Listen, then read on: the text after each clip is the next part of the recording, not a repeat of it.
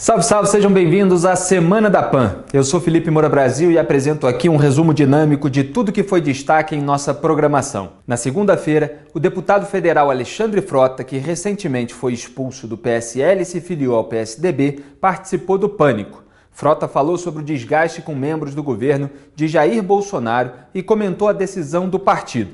Eu estou tranquilo, eu tive uma expulsão, passei por esse processo de expulsão, era inevitável, né? Eu, infelizmente, não pode criticar. Acho que você criticar, você opinar, você falar sobre seus pontos de vista incomodam. A gente sabe que nesse país falar a verdade incomoda demais, mas eu sempre fui muito autêntico, né? Então, minhas críticas geraram essa expulsão. Não só as críticas, uma série de outras coisas, as ações do nosso presidente Bolsonaro, algumas coisas que eu acompanhei durante esses 7 meses que eu não concordo. Eu acho que não tinha como ficar lá. Passei por 3 processos, um da Carla Zambelli, que teve aqui há pouco tempo, outro do Major Olímpio e um do próprio Luciano Bivar, o presidente do PSL. Mas tá tudo tranquilo, assim. Não, tranquilo não. Mas por conta de que esses processos aí? Pra mim tá muito tranquilo, porque assim, eu saí, sabe, de uma maneira que era previsível sair, como você mesmo falou, eu não fiquei surpreso com isso e também não voltaria atrás, né? E não iria imaginar que após o anúncio que eu poderia ser expulso, eu recebi 8 convites de 8 partidos importantes, partidos que têm história no país. Então, para mim, eu ainda tive, né, como escolher para onde eu iria. Então, para mim, por isso que eu estou te falando, foi uma situação tranquila. Na terça-feira, um bandido sequestrou um ônibus e manteve 37 passageiros reféns no Rio de Janeiro. Depois de 3 horas e meia de tensão, o sequestrador foi baleado por um atirador de elite e morreu. Ao lado de Augusto Nunes e José Maria Trindade, comentei o episódio no programa Os Pingos nos Is. Muito bem, a Polícia Militar do Rio de Janeiro matou na manhã dessa terça-feira um homem que manteve 37 pessoas reféns durante quase 4 horas na ponte Rio-Niterói. Nenhum desses reféns foi ferido. Segundo a polícia, o homem foi identificado como William Augusto da Silva. Mais cedo, o sobrenome relatado fora Nascimento. Ele não tinha antecedentes criminais conhecidos. As motivações do sequestro tampouco são claras. O porta-voz da PM, Coronel Mauro Flis, confirmou no fim da manhã que atiradores de elite executaram a operação que culminou na morte do sequestrador. Silva foi atingido no momento em que saiu do veículo. Ao ser baleado, caiu do ônibus e foi imobilizado. Levado por uma ambulância ao Hospital Souza Aguiar, teve parada cardiorrespiratória durante o atendimento e morreu. O corpo do sequestrador sofreu 6 perfurações, 2 no tórax, outras no antebraço direito, perna esquerda e braço esquerdo. Aliás, eu estava lendo há pouco as notícias a respeito e não se sabe exatamente quantos tiros pegaram nele, porque as perfurações podem duplicar o número de tiros, porque elas podem perfurar na parte da frente e a mesma bala sair na parte de trás. Então, o governador do Rio, Wilson Witzel, chegou à ponte Rio-Niterói de helicóptero e comemorou com socos no ar e punho cerrado a operação policial. A gente tem o vídeo, pode soltar, Robson.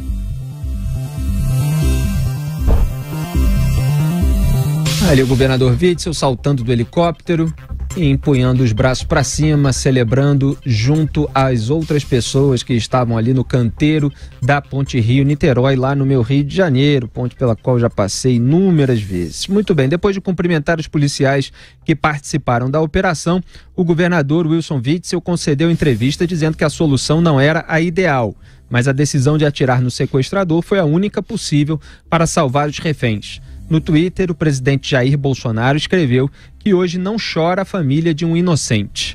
Quem não gostou do desfecho do fato foi a turma do PSOL. No Twitter, o partido se pronunciou, aspas, quando um governador pousa comemorando no local de uma tragédia, é um sintoma grave da crise humanitária que vivemos. E foi isso que fez Wilson Witzel. Solidariedade ao povo carioca em mais uma manhã difícil, fecho aspas. A deputada Sâmia Bonfim, também do PSOL, disse na mesma rede social, aspas, comemora uma tragédia como se fosse uma partida de futebol. Wilson Witzel é um sociopata. Fecho aspas. Foi o que disse a deputada do PSOL, Sâmia Bonfim. Augusto Nunes, aliás, houve depois uma entrevista, eu queria pegar aqui a declaração do Witzel, porque ele explicou a comemoração. É o seguinte, ele disse, abro aspas, algumas pessoas estão dizendo que comemorei a morte. Não, comemorei a vida. Naquele momento estava feliz por ver a atuação dos PMs. E a população que estava ali ao redor estava agradecendo que as vítimas tinham sido poupadas. Eu celebrei a vida. Em nenhum momento vou manifestar alegria pela morte de quem quer que seja. Fecho aspas. Acho que a declaração dele está muito boa para essa situação. A comemoração, é óbvio que esse pessoal do PSOL tenta explorar politicamente, mas é isso, depois de um tempão em que um sequestrador mantém refém, a polícia consegue executar o sequestrador salvando todas as vidas, isso não é motivo para se comemorar? Por que não? Porque houve o assalto há, criminalidade há, a gente tenta de todas as maneiras evitar com que ela aconteça. Agora, quando ela acontece, se as vidas são salvas, é claro que é um motivo de celebração, eu não vejo nenhum problema nisso. É claro que isso não é toda uma política de segurança pública, isso é uma situação muito específica. Sequestrador com reféns, no momento em que ele saiu do veículo, é natural que a polícia, em qualquer lugar do mundo, não queira deixar o sequestrador voltar para o veículo e ameaçar novamente a vida das pessoas. Então, colocou o pezinho ali fora, tomou um tiro, vários, né, como mostram aí as 6 perfurações, a gente não sabe quantos exatamente, e pronto, já não ameaçou mais a vida das pessoas. É claro que é um alívio para todo mundo, Augusto. Evidente, para não dizer que eu estou comparando a realidade com ficção, eu sugiro a esse pessoal que veja documentários sobre casos semelhantes para ver que tipo de desfecho pode ter um caso desses. Só podia ser esse. Agora, o governador tem razão, ele está celebrando a vida. Vamos lá, quando os soldados israelenses livraram a todos os passageiros, com exceção de um, se não me engano, que estava em Entebbe, o ditador era o Idi Amin, levaram uns sequestradores palestinos, levaram um avião para lá e o exército, as forças armadas israelenses conseguiram uma façanha admirável, que foi chegar a fazer o percurso entre Israel e o país do Idi Amin, onde eles estavam lá na pista do aeroporto, e depois num barracão, eram dezenas de israelenses sequestrados, eles conseguiram levar de volta todos menos uma passageira que tinha sido hospitalizada. E eles pousaram em Israel vibrando, depois de terem matado os sequestradores. Qual é o problema? Quer dizer, só a solidariedade entre bandidos pode explicar esse tipo de reação. Quer dizer, eles estão preocupados porque um companheiro bandido, que é sequestrador e protagonizou um ato terrorista, isso é terrorismo.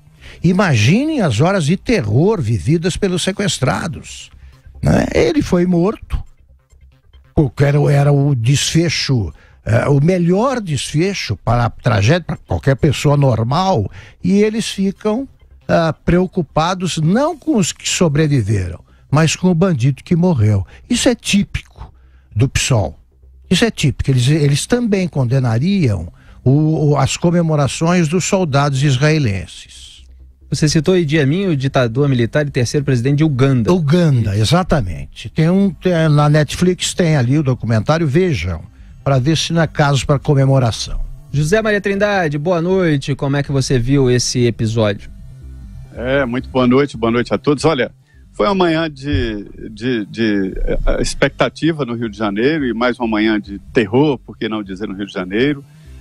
E uma comprovação de que o Brasil paga muito caro por não cuidar da saúde mental. Isso aí é um caso também de saúde mental. Ele não tinha, não era um assalto, ele não tinha antecedentes, mas visivelmente oferecia sim risco aos que estavam dentro do ônibus, normal.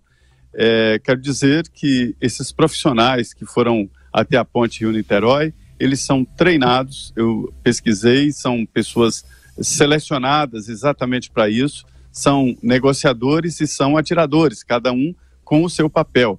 E nesse grupo há avaliadores de risco, e a decisão de atirar, ela é tomada por pessoas que estão fora ali do contexto, analisando exatamente o menor risco. E nesse caso, o menor risco era eliminar o sequestrador e salvar os que estavam dentro do ônibus.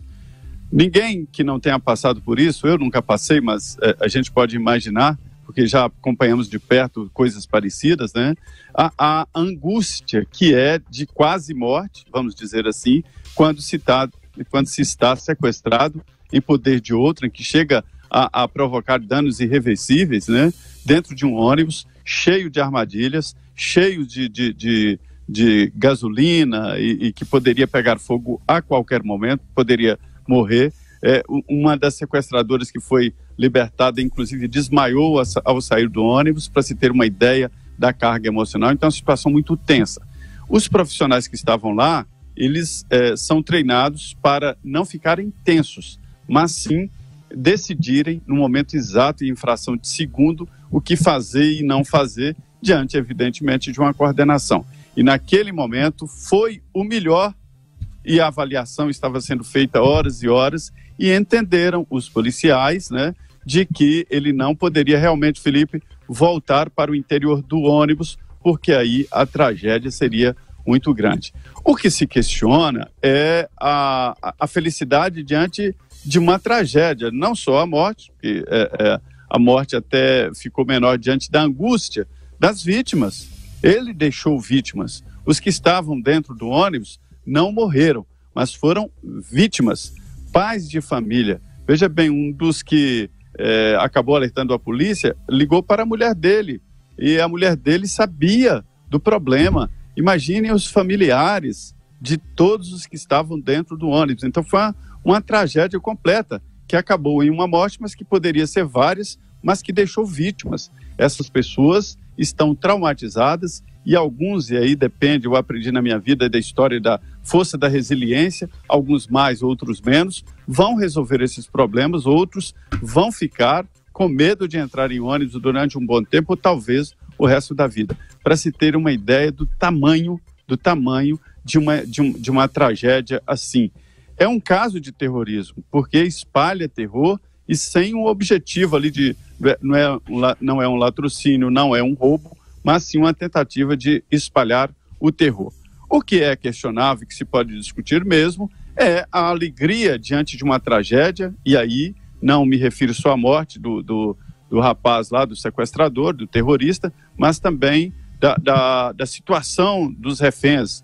Não é próprio para um governante festejar algo assim. Uma coisa é saber de um feito heróico de longe acontecido, e outra é presenciar qualquer tipo de atitude de alguém dançando em cima de traumas, né? Então, eu acho que foi a medida correta, inclusive educativa, para demonstrar para futuros, mas não era esse o objetivo, né? O ideal é que não tivesse morrido ninguém, que ele fosse recolhido a um sanatório ou uma prisão por determinação judicial, mas é essa a avaliação que eu tenho. Agora, um dos atiradores também celebrou, né, Zé? Agora, pode ser alegria ou manifestação de alívio. Certamente, se eu estivesse entre os sequestrados, eu festejaria, porque eu escapei. Sim, claro. Agora, mas o caso sociopata... é o governador que desceu de helicóptero na cena. Todo cara que sequestra um ônibus é um sociopata. Todo terrorista é um sociopata. Isso não justifica. O fato de ser um doente mental é um terrorista. Eu não acho normais os caras do Estado Islâmico. Né? Então não é o problema do tratamento desse pessoal, não. Mas sempre vamos ter entre nós sociopatas, psicopatas, e o único desfecho possível, né, o menos trágico, era esse. Ainda na terça-feira, o ex-prefeito de São Paulo, Fernando Haddad, foi condenado pelo crime de Caixa 2 na campanha eleitoral de 2012. Em Os Pingos nos Is, comentamos a decisão da Justiça. Ex-prefeito de São Paulo e candidato derrotado do PT às eleições presidenciais de 2018, Fernando Haddad, foi condenado pela Justiça Eleitoral pelo crime de Caixa 2. O juiz Francisco Carlos Chintat determinou pena de 4 anos e 6 meses em regime semiaberto e 18 dias multa, cada um no valor de um salário mínimo vigente na época do fato. Na sentença, o magistrado absolve o petista de outras acusações, como formação de quadrilha e lavagem de dinheiro. O processo nasceu de apuração que visava identificar o uso de recursos da empreiteira UTC na confecção de material de campanha de Haddad para prefeito em 2012. Em nota, a defesa de Fernando Haddad informou que vai recorrer da decisão da primeira vara eleitoral. Disseram os advogados, aspas, em primeiro lugar, por falta de provas. A condenação apoiou-se apenas na delação premiada de Ricardo Pessoa, executivo prejudicado pelo então prefeito, que cancelou seus contratos com a Prefeitura de São Paulo.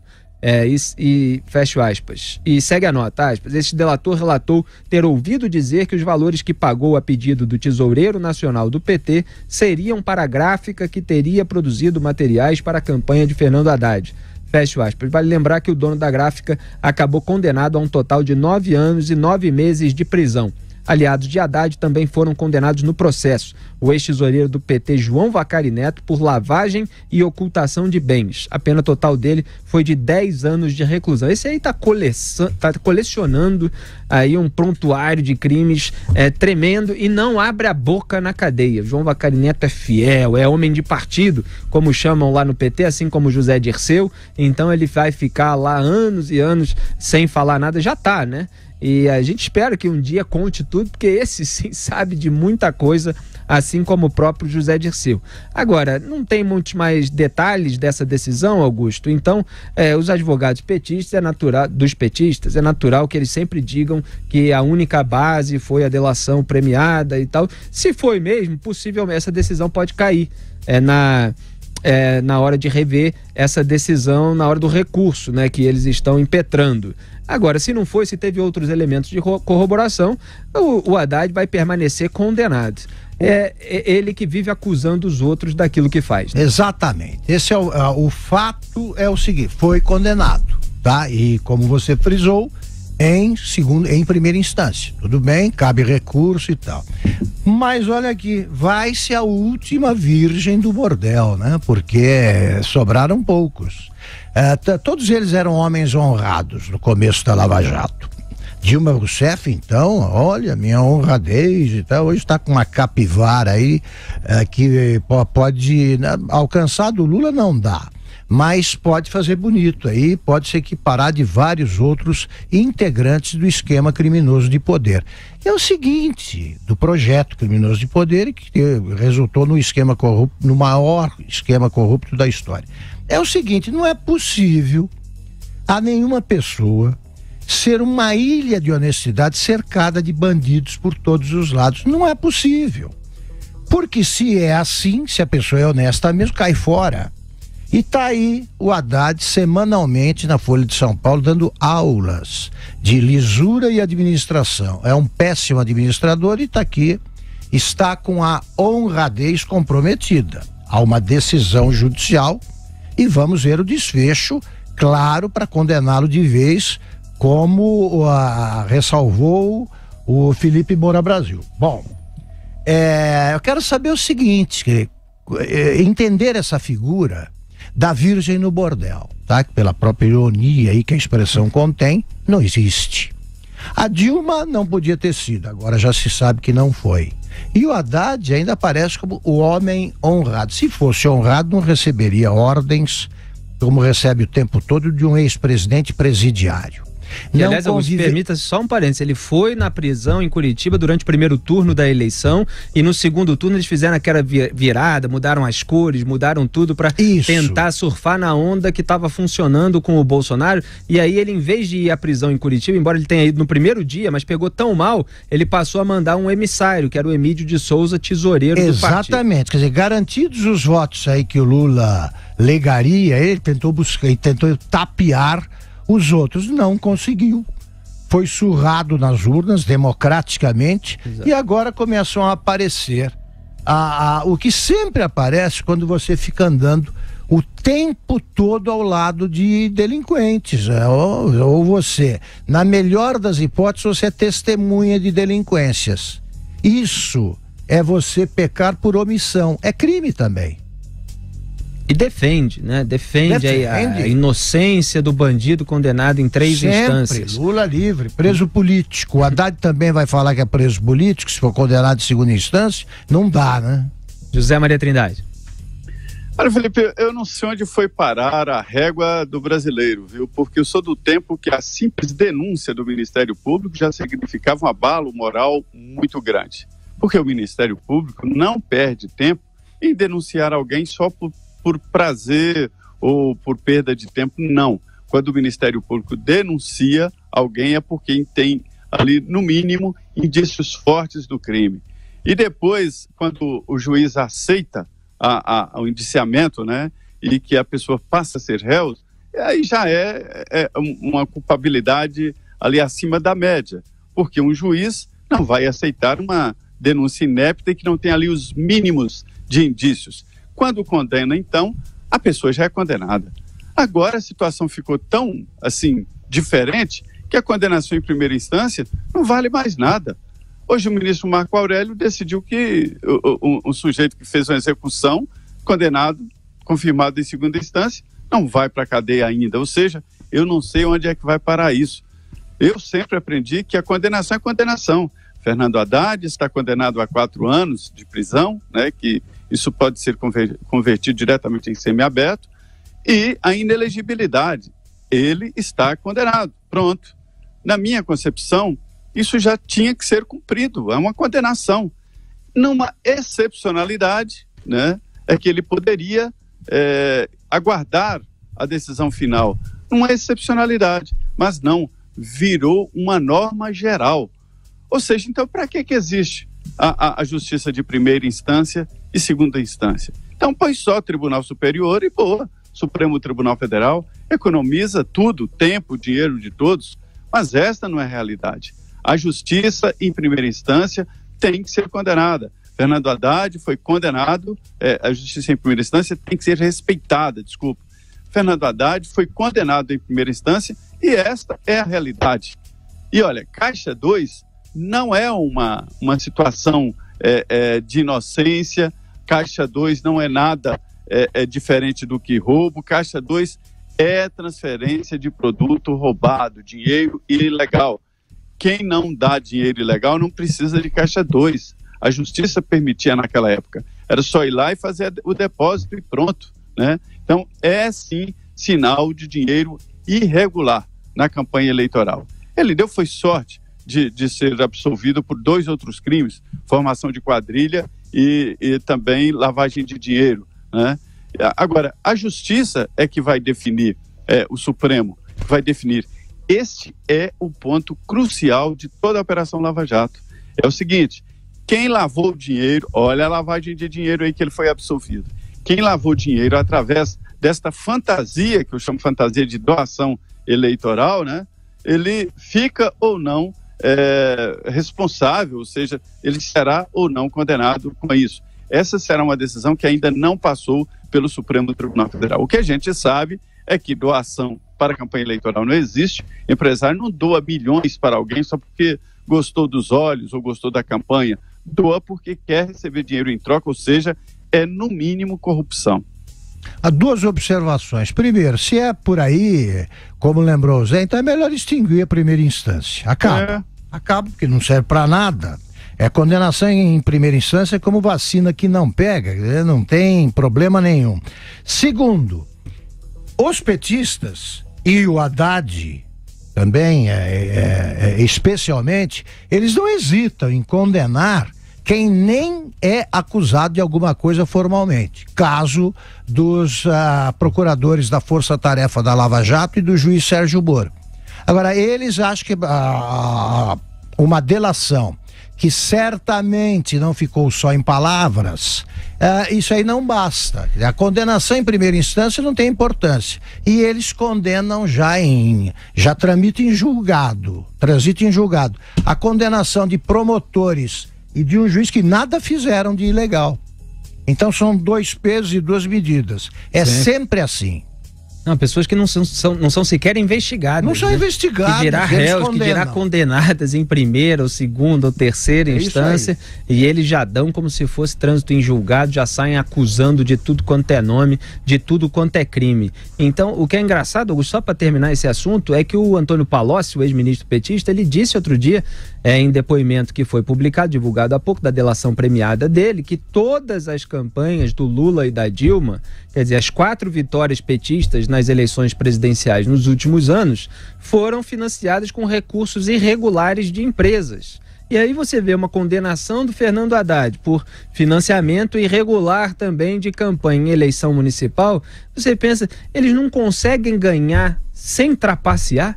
É impressionante, é fraude à democracia. Fraude à democracia, democracia esta que eles juram defender, fazem movimentos nas ruas em defesa supostamente da democracia, essa democracia que eles fraudaram tantas vezes, de acordo com as investigações. Não precisa ser nenhum Hercule Poirot aí para decidir, para deduzir o seguinte: quem faz uma campanha em companhia do João Vacari Neto está metido em irregularidade. Mas, meu Deus do céu, seria a única entre dezenas de campanhas em que esse cara cometeu todos os crimes e está preso. Cara. Não, só na do Haddad ele agiu direito. É preciso ser muito irresponsável, é preciso ser muito ingênuo ou muito malandro para acreditar nisso. Na quarta-feira, o governo anunciou um plano para privatizar um total de 17 estatais, incluindo os Correios e a Telebrás. Em entrevista ao Jornal da Manhã, o secretário de Desestatização, Salim Matar, detalhou o pacote. O importante não é quanto que nós vamos apurar, não é quando que nós vamos vender essas empresas. O mais importante é o Estado retornando às suas origens de Estado. O Estado deixando de competir com a iniciativa privada. Então nós estamos no início do fim do Estado empresário. Essas 9 empresas que agora adicionamos às demais que já estavam no PPI, nós temos hoje cerca de 17 empresas nessa esteira de privatização. Nós tínhamos 7, entramos 9 e mais um ativo que é o excedente de ações do Banco do Brasil. Então nós temos 17 privatizações aí pela frente. Mas o mais importante é o artigo 173 da Constituição.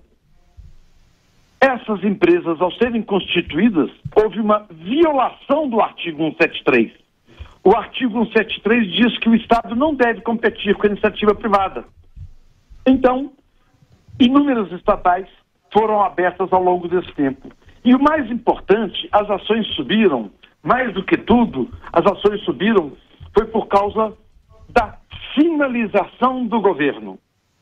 Porque este governo, muito mais do que melhorar as coisas de governo, nós queremos transformar o governo. E uma das transformações que nós temos é reduzir o tamanho do Estado.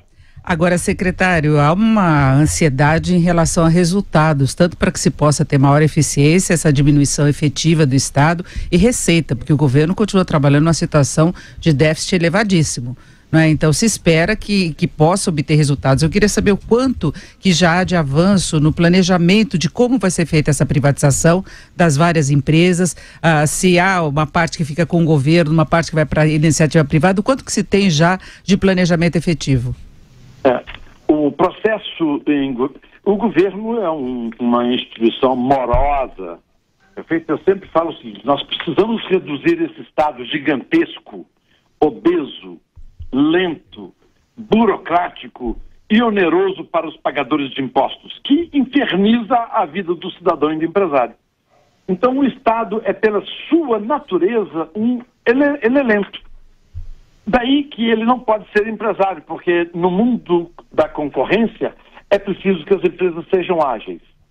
Então, neste momento, nós, ao redefinir o papel do Estado e colocando mais essa lista de empresas para privatização, nós queremos também, de uma certa forma, sobrar dinheiro para investir na qualidade de vida do cidadão. Você está vendo o contingenciamento que estamos fazendo.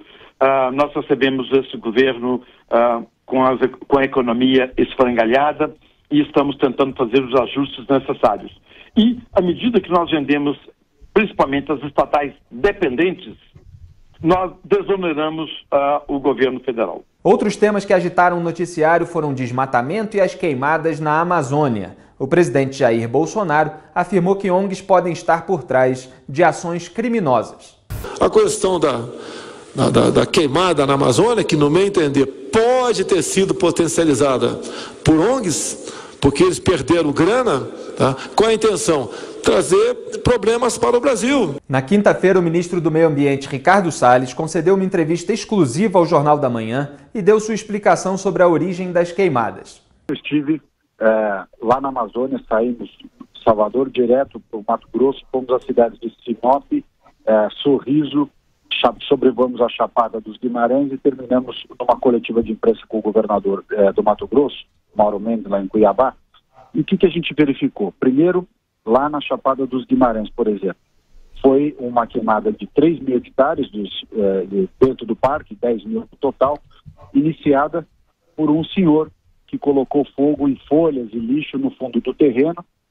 Esse é um hábito cultural ali da região norte, de pôr fogo nas coisas. Pôr fogo para mudar de uma roça para outra, para queimar lixo, para queimar folhas. Isso é uma cultura, infelizmente, que vem lá há muito tempo e que precisa ser combatida, não só com as medidas são importantes, nós estamos colocando todos os meios do ICMBio, do IBAMA, brigadistas, equipamentos, aeronaves, enfim, todos os recursos federais à disposição dos governos estaduais a quem compete a combate do fogo fora das unidades de conservação e terras indígenas. O fogo em unidades de conservação e terras indígenas é feito pelos órgãos federais IBAMA e ICMBio, aí ao contrário, com a ajuda dos governos estaduais.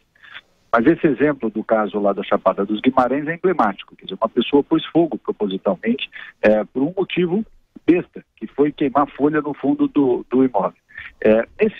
Nessa mesma ida, nós vimos, o governador e eu, de helicóptero, aí já dentro do perímetro urbano de Cuiabá, um terreno baldio com lixo, bastante lixo acumulado e pegando fogo. Ou seja, as pessoas juntaram o lixão ali num determinado ponto da cidade e puseram fogo. Nesse momento de clima quente, seco, muito vento, esse fogo vai se propagando e causa todo esse problema de fumaça que nós estamos vendo na região norte. Bruno, de novo, vamos lá. Bruno Garchagen. Bom dia, ministro. Aqui é o Bruno Garchagen.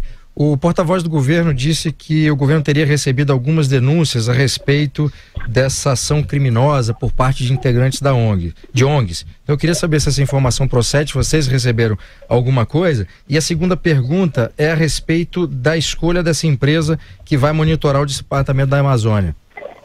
Claro. Não, com relação ao que nós verificamos nessa primeira incursão, claro que os governos estaduais e o IBAMA, o ICMBio, na semana que vem teremos nova reunião lá na Amazônia novamente para esse assunto, mas o que nós verificamos são focos de incêndio, alguns em terreno urbano, promovido por pessoas que têm esse hábito de colocar fogo, como esse caso do lixo que eu citei, e também outros casos, aí foi aquele caso que eu citei no Chapada dos Guimarães. Portanto, tudo indica que são iniciativas como essas, e também, claro, há sim abertura de áreas de desmatamento ilegal que são convertidas com fogo, que precisam ser combatidas duramente. São ações criminosas, inclusive esse é um período chamado período seco, período de vedação lá no estado do Mato Grosso, de julho a agosto, e que não pode pôr fogo sob pretexto nenhum. Ou seja, qualquer hipótese de colocação de fogo é ação criminosa. Ministro, pois não. Por outro lado, com relação ao sistema de monitoramento, o Mato Grosso acabou de contratar sistema igual, da mesma tecnologia, com as mesmas características que o estado do Pará e também o governo federal pretende contratar agora através do IBAMA. Por que esse sistema é importante? Porque ele dá imagens diárias com precisão de 3 metros, coisa que hipótese que o nosso sistema atual do DETER não dá.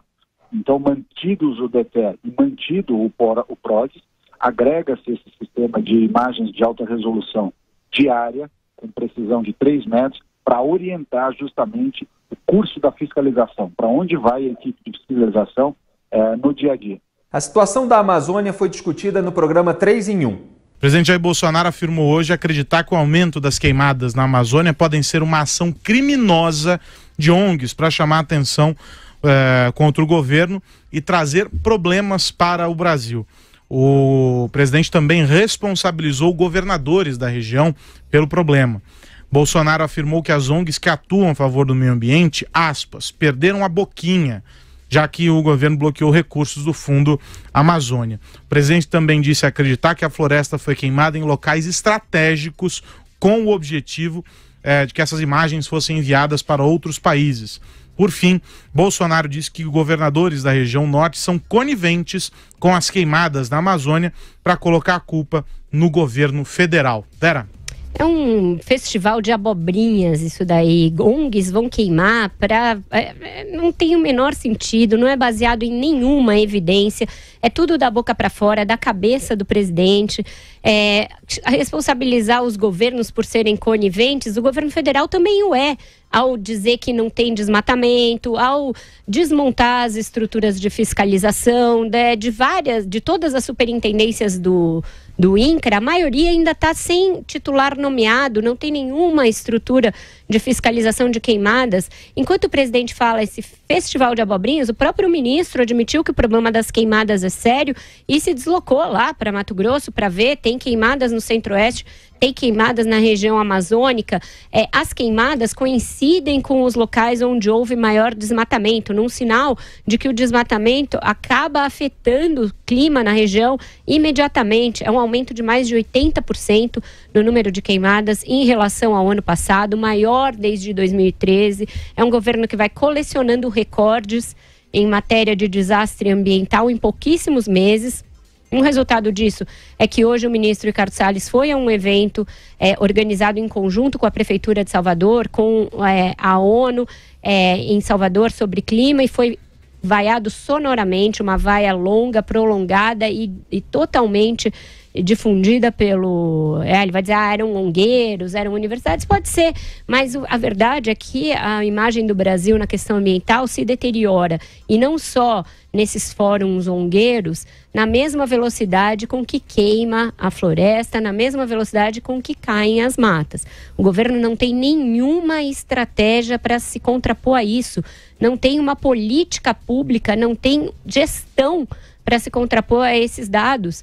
É um ministro que tem um gogó ideológico muito bem afiado, ele fala muito bem, ele vem aqui, inclusive muitas vezes, fala sempre aqui, e não tem uma política para se contrapor a isso, não diz o que está fazendo. Quantos fiscais vai colocar para ver a questão das queimadas? O que está sendo feito para reverter a questão do desmatamento? O Brasil vai começar a perder certificações, vai começar a perder negócios. Quem está falando isso não é ongueiro, não é índio, é Blairo Maggi, um insuspeito ruralista.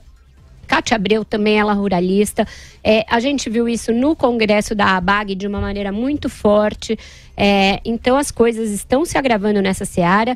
Pode chegar a um ponto de constrangimento máximo na Assembleia Geral da ONU. Bolsonaro vai abrir a Assembleia Geral da ONU, como sempre faz o presidente brasileiro, e é esperado que haja moções de censura ao presidente brasileiro nesse fórum, o que seria um constrangimento inédito, e ninguém está atentando para isso, ninguém está querendo se contrapor a isso. Dito isso, Aros, eu passo a palavra para o Josias e para o Constantino. Eu me despeço aqui em loco e ao vivo, que eu tenho um compromisso, mas eu deixei intervenções gravadas aí para os nossos próximos assuntos. Até mais, pessoal, até amanhã. Fico aí, vou ficar ouvindo vocês do carro, tá bom? Combinado. Essa saída da Vera é para não pegar fogo o programa aqui. Você viu Você viu que eu vou ficar ouvindo vocês. Essa foi estratégica. Qualquer coisa ela manda um áudio por WhatsApp ou entra no telefone. Vou mandar no grupo. Tchau, pessoal. Então eu quero ouvir você, Constantino, diga lá. A Vera não vai conseguir, ela vai voltar agora para rebater. Vamos lá. A fala do presidente Bolsonaro me parece leviana. Ele não pode fazer acusações. Em sua defesa, ele diz lá, eu não estou dizendo que eu sei de nada, estou dizendo que é possível que tenha sido isso, criminoso, os incêndios e tudo mais. Feita essa ressalva, que há um monte de gente chorando por perda de verbas, por perda de boquinhas do Estado nessa causa ambientalista, isso é inegável. Isso é inegável e é um fenômeno que aconteceu aqui nos Estados Unidos com o Trump também. O Trump é odiado pela turma ambientalista, em boa parte por isso, porque é muito gostoso ir para jantares na ONU, fazer discursos sobre em 5 anos, 10 anos o planeta todo vai derreter se não fizermos nada, vir com essa agenda alarmista, anticientífica, da forma que é vendida pelos alarmistas, pelos Al Gore, Ocasio-Cortez e companhia, por essa turma toda aí do Greenpeace, do WWF, esse pessoal que nada em recursos públicos para vender essas previsões apocalípticas, nostradâmicas, que nunca se concretizam, né? Então, é inegável que há uma chiadeira geral da turma que perdeu uma mata. Daí a você acusar de crime, de queimada e tudo, vai uma outra história. Sobre os dados, tem que ver direitinho como é que é esse aumento de 80% de número de queimadas ou não, porque eu tenho aqui na minha frente o site da NASA, que é uma fonte insuspeita, o Earth Observatory, e ele conclui aqui que até 16 de agosto, as observações de satélites da NASA na Amazônia não mostram aumento médio de queimada, tá? E tem uma outra notícia que está no El País, de vários incêndios florestais que devorou 500 mil de hectares na Bolívia. Inclusive, teria talvez ligação aí com a questão da escuridão em São Paulo, né? Então, nada a ver com o Brasil. Então, veja, o que eu quero dizer com isso é o seguinte, tem que investigar, tem que tentar coibir de alguma forma as queimadas, né? Culpar os responsáveis. Isso exige fiscalização. O ministro, eu conversei com ele agora, ele acabou de me responder, inclusive, que ele está lá na Amazônia, por isso nem vai comentar a fala do presidente, não teve tempo de ver, está lá na Amazônia, em loco, tentando resolver esses problemas, ver o que está acontecendo. Tem que coibir, tem que fiscalizar e tudo mais. Agora, que há um uso político dessa agenda, inclusive os nomes que a própria Vera citou, né, do Marge, da Cátia Abreu, que são ruralistas, sem dúvida, são produtores rurais, mas também são políticos. Foram ministros de governos de oposição ao Bolsonaro. A Cátia Abreu, então, deu uma guinada petista na sua carreira que deixou a turma do seu meio ruralista muito desconfortável e incomodada. Então, a única coisa que eu tento trazer para o nosso ouvinte e internauta é um pouco mais de ceticismo em relação também a essa saraivada de flechas envenenadas que vem na direção da postura ambientalista desse governo, né? Que há problemas, é inegável, que há também uma choradeira danada por conta dessa mudança de postura que acabou com essa farra ideológica, anticientífica dos movimentos ambientais que sempre mamaram em tetas estatais. Isso também é verdade. Josias, e para você essa história aí dos desmatamentos? Rapaz, você sabe o que mais me impressionou é que o Bolsonaro acusou as ONGs de atear fogo nas matas brasileiras, baseado apenas no sentimento. Ele disse, o meu sentimento indica isso. Como presidente, ele poderia acionar todo o aparato investigativo do Estado para identificar os criminosos que ele diz existir. E pode até existir, agora não dá para ser na base do sentimento, né? É preciso encontrar um sentido nas palavras do presidente. Às vezes é preciso procurar um pouco para encontrar. No fundo, o sentimento do Bolsonaro é uma lição de vida, porque que governante precisa mais do que isso? Uma língua solta, meia dúzia de microfones diariamente em frente ao Alvorada e as ONGs para assumir todas as culpas nessa área ambiental. É tão prático quanto um misto quente, presunto, queijo, 2 torradas, está resolvido. A política convive com uma velha prática, e o Bolsonaro usa muito bem. Foi importada da propaganda. Ela se baseia numa regra elementar: personalize. Qualquer coisa pode ser vendida, de óleo de peroba até disfarçatez, se tiver uma cara e um enredo por trás. Dê um nome ao seu inimigo.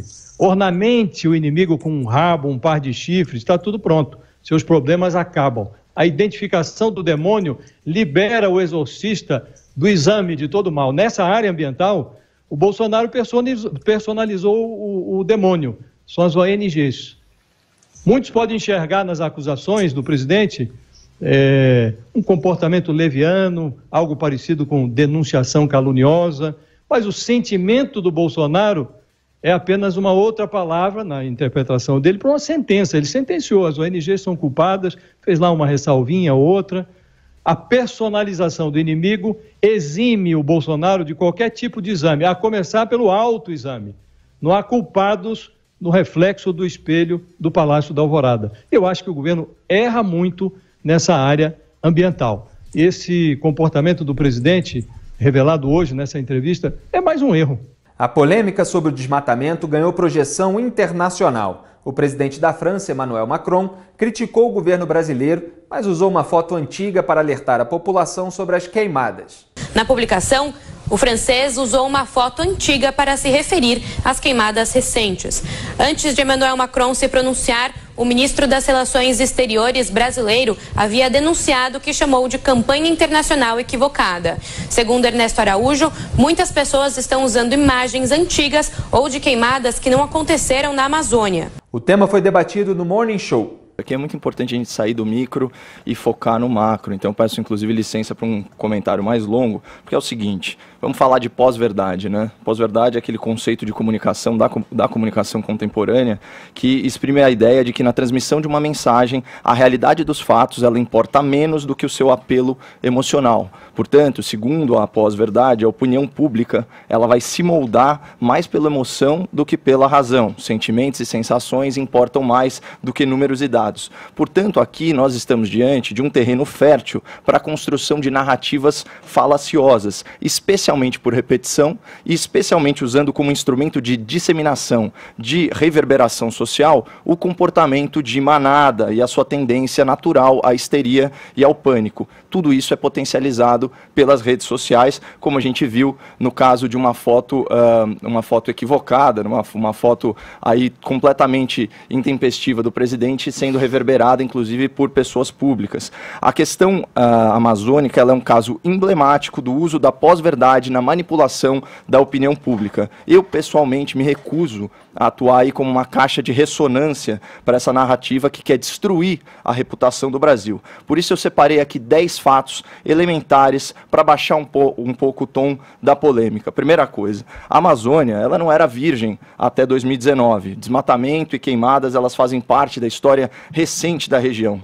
O Brasil preservou e preserva muito mais da sua vegetação nativa do que as outras economias desenvolvidas no mundo. Os dados são claros. Aqui nós temos 2/3 da vegetação nativa preservada, 66%. A União Europeia só 25%, a China 17% e os Estados Unidos 14%. Terceiro ponto, a legislação brasileira, com seu novo Código Florestal, ela tem viés progressista e ambientalista. Foi aprovada num governo de esquerda e teve como arquiteto, como principal arquiteto, um político filiado ao Partido Comunista do Brasil.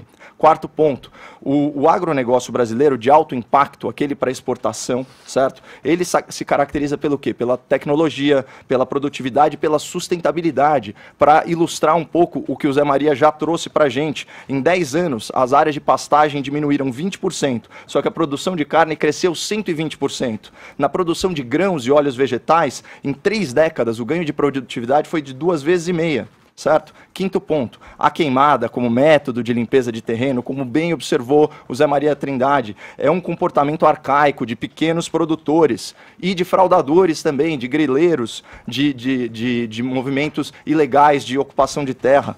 Sexto ponto, queimadas naturais, elas são mais comuns nessa época do ano. Sétimo ponto, as condições climáticas, que são circunstâncias de força maior, são o principal fator para potencializar a queimada. Então, assim... E ainda, esse é um 8º ponto, ainda que essas queimadas elas fossem antropogênicas, ou seja, geradas a partir da ação humana, certamente elas não são coordenadas, elas não são nem estimuladas por políticas públicas do governo federal, não tem nada a ver. 9º ponto, também é razoavelmente impossível num país deficitário, que não garante segurança das suas fronteiras, que não garante segurança à vida dos seus próprios cidadãos, é impossível monitorar e punir todos aqueles que agridem o meio ambiente, embora esse seja o objetivo, esse seja o ideal. E aí tem um ponto que é engraçado, é uma pauta de ontem, mas quanto às partículas em suspensão, né, viajando por correntes aéreas, 27 milhões de toneladas por ano viajam do deserto do Saara, atravessam o Oceano Atlântico e caem na Amazônia. Inclusive, é um fertilizante. Portanto, a fuligem que cobriu São Paulo, embora ela não fosse amazônica, ela poderia muito bem ser.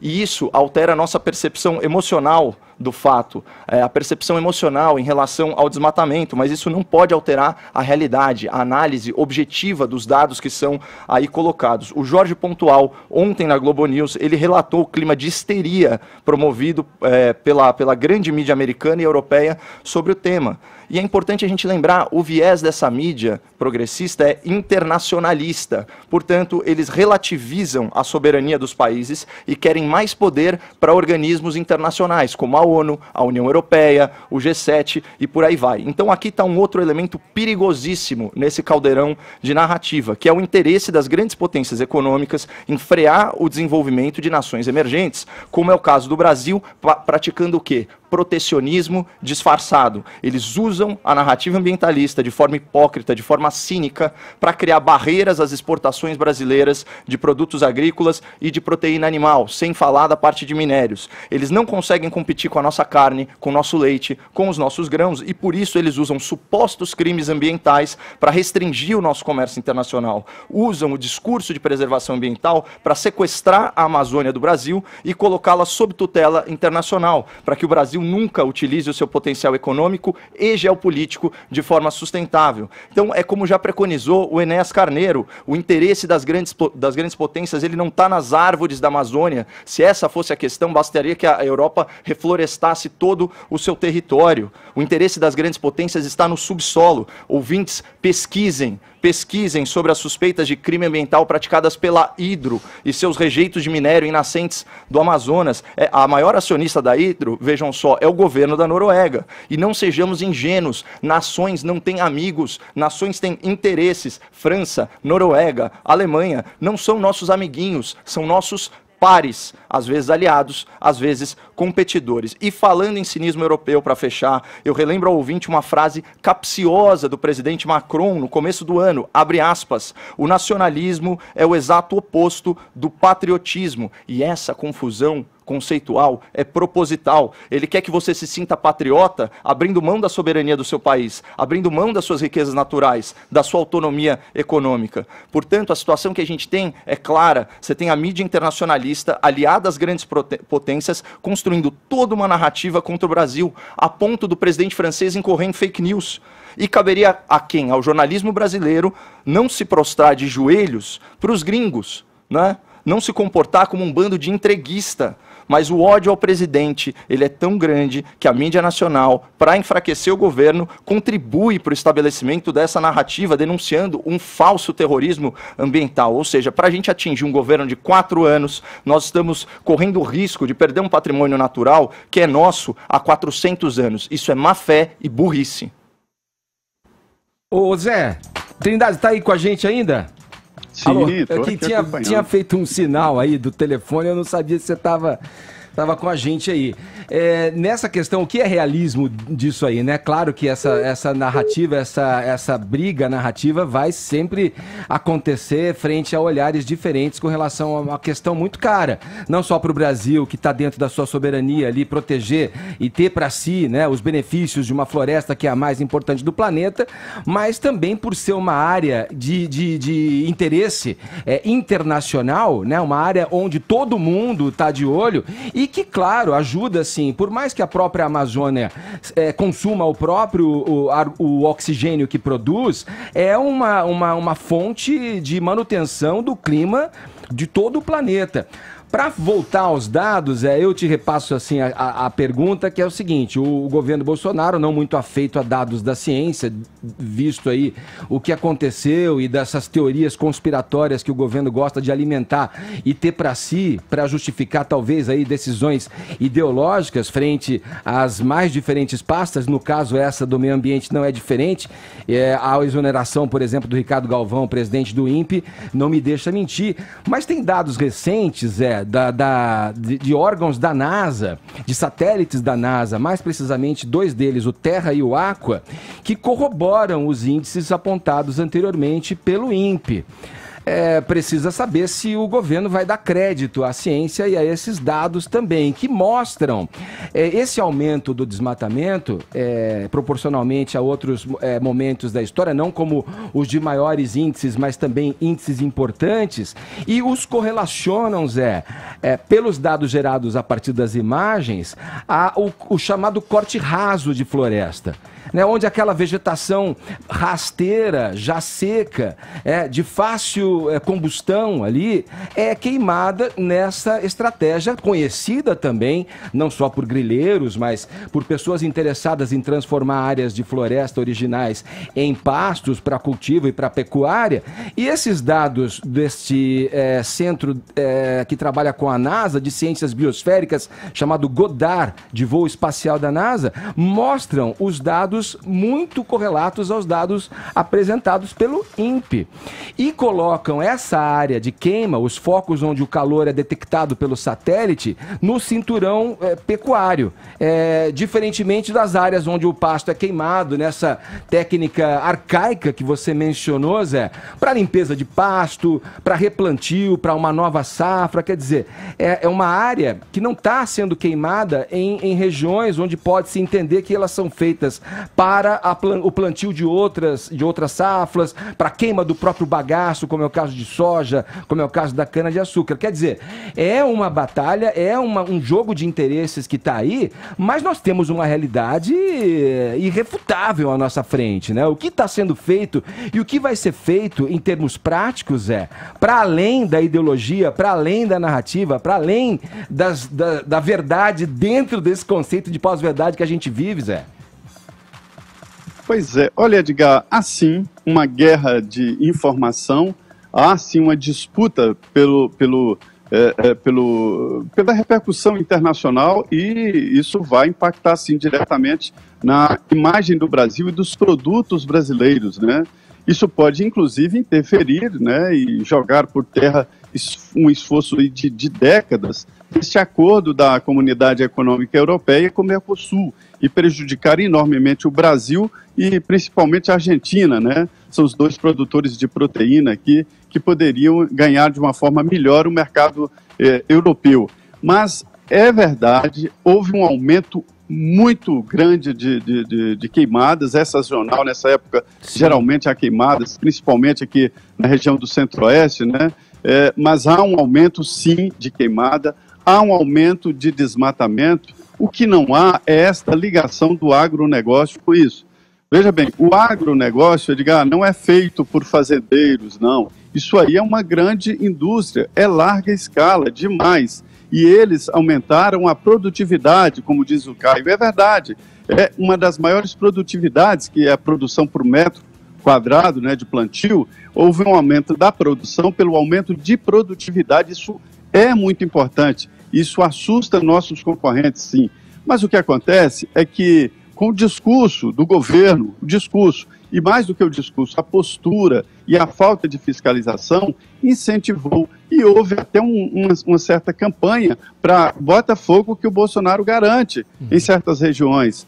É evidente que esse raciocínio pode ser verdadeiro, de que grileiros fazem o desmatamento. É um processo. Primeiro, desmatamento, destocamento, depois coloca fogo e depois parte para a legalização.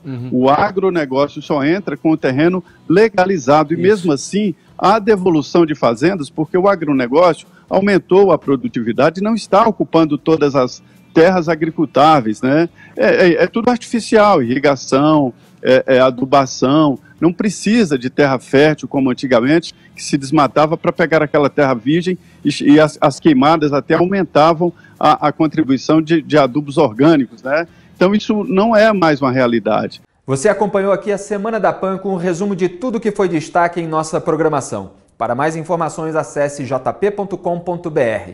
Um grande abraço e até semana que vem.